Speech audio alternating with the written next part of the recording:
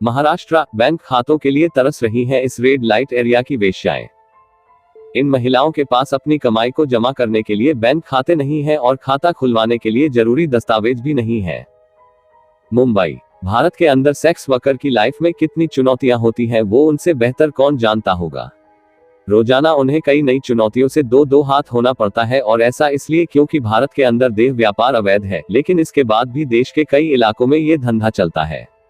मुंबई से सटे कमाठीपुरा को भारत का दूसरा सबसे बड़ा रेड लाइट एरिया कहा जाता है।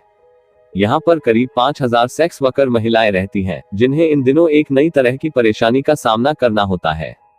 इन महिलाओं का कहना है कि भारत में सेक्स वर्क चूंकि अवैध है, इसलिए उनके जीवन में तमाम तरह की समस्याएं हैं।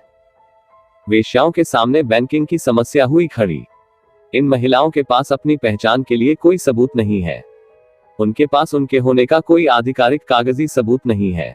इस बीच इन दिनों सेक्स वर्कर्स को बैंक की समस्या को लेकर नई परेशानी का सामना करना पड़ रहा है। दरअसल इन महिलाओं के पास अपनी कमाई का पैसा जमा कराने के लिए एक बैंक तक नहीं है।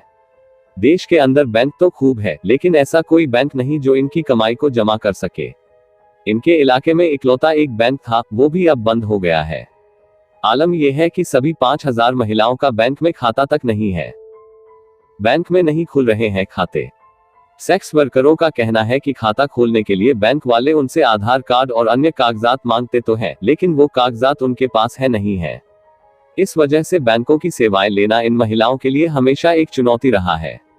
हालांकि कमाठीपुरा रेड लाइट इलाके में साल 2007 में एक सहकारी बैंक की स्थापना की गई थी ताकि सेक्स वर्कर महिलाओं की मदद की जा सके, लेकिन बीते साल फंडिंग की वजह से वो भी बंद हो चुका है। कपड़े बर्तन तक हो जाते हैं चोरी। एक अखबार की खबर के मुताबिक एक सेक्स वर्कर का कहना है कि यहाँ रहने वाली महिलाएं बैंकों में नहीं जाती हैं। कुछ महिलाएं बैंकों में गई थी तो उन्हें बैंक वालों ने बेइज्जत करके वहां से भगा दिया। अब वो वहां जाने से बचती हैं। बैंक वाले उनसे स्थायी पता पूछते हैं और उसके सबूत लाने को कहते हैं। वो इन गरीब महिलाओं के पास है नहीं। इसके अलावा अन्य महिलाओं का कहना था कि यहाँ से कपड़े और बर्तन तक चोरी हो जाते हैं, तो खुले में पैसे कैसे रखे जा सकते हैं। आप कमेंट करके अपनी राय दीजिए कि क्या सरकार को इन महिलाओं के लिए बैंक खाते खुलवाना चाहिए ताकि वो अपनी कमाई संभाल कर जरूरत के लिए रख सके।